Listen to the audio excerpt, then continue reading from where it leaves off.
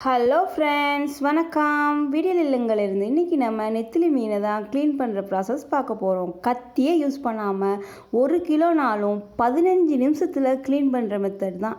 எப்பயும் போல மீன் எடுத்து கழுத்தோட சதை வரும், அதோட பிச்சு பின்னாடி இருக்கிற வால் பகுதியும் பிச்சிட்டிங்கன்னா இந்த நெத்திலி மீன் க்ளீன் ஆகிரும். இந்த மீனில் செதிலே இருக்காது, அதனால நம்ம ஈஸியாக க்ளீன் பண்ணிடலாம். இது போல் பொறுமையாக எல்லா மீனும் கழுத்து பிச்சோம்னா அது குடலோடு வந்துடும். பின்னாடி இருக்கிற வாலை பிச்சிடலாம்.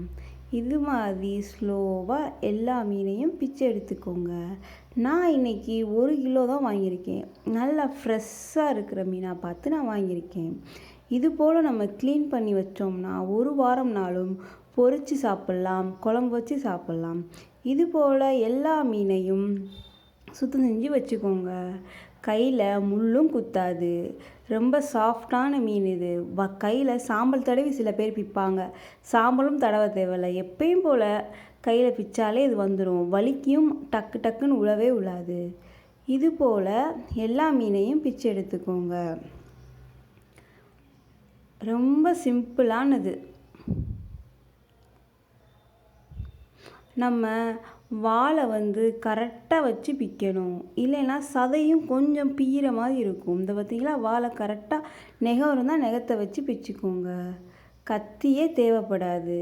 சில பேர் மீன் இருக்கும் போது கையறுக்கிட்டோன்னு சொல்லுவாங்க. அது போல் எதுவுமே இல்லாமல் ஈஸியான மெத்தட் இது. செதில் இல்லாதனால நல்லா சுத்தமாக க்ளீன் பண்ணலாம். இது போல் எல்லா மீனையும் க்ளீன் பண்ணிவிட்டு 1 டேபிள் ஸ்பூன் 1 கிலோவுக்கு மஞ்சத்தூளை போட்டு தண்ணி ஊற்றி இது போல் அலசிக்கோங்க. அந்த மஞ்சள் தண்ணி எல்லா மீன்லேயும் படுற மாதிரி 3-4 தடவை இப்படி அலசிக்கோங்க. அலசினோடனே தனியாக எடுத்து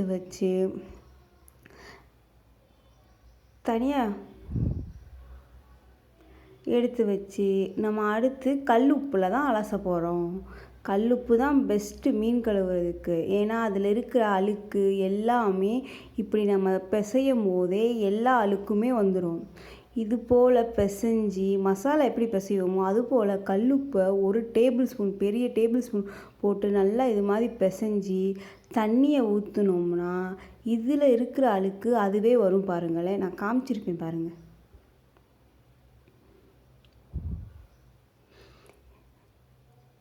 மஞ்சள் தூள்லேருந்து அந்த மேனில் இருக்கிறது முதற்கொண்டும் எல்லாமே வந்துடும். கல்லுப்பு போட்டே பிசைங்க. கல்லுப்பு இல்லைன்னா தூளுப்பு போட்டு நல்லா கழுவுற மாதிரி இருக்கும். கல்லுப்புனா டக்குன்னு அழுக்கு எடுத்துரும். இது போல் பளிச்சுன்னு ஆயிடுச்சு பாருங்கள் 2வது கழுவுலேயே மீன். எல்லா மீனையும் இது போல் கழுவி வச்சுக்கோங்க. அடுத்து 3வது தடவை வெறும் தண்ணியில் கழுவணும். அப்போ தான் கவுச்சி வாடை எல்லாம் போய் சின்ன பிள்ளைங்க முதற்கொண்டு விரும்பி சாப்பிடுவாங்க.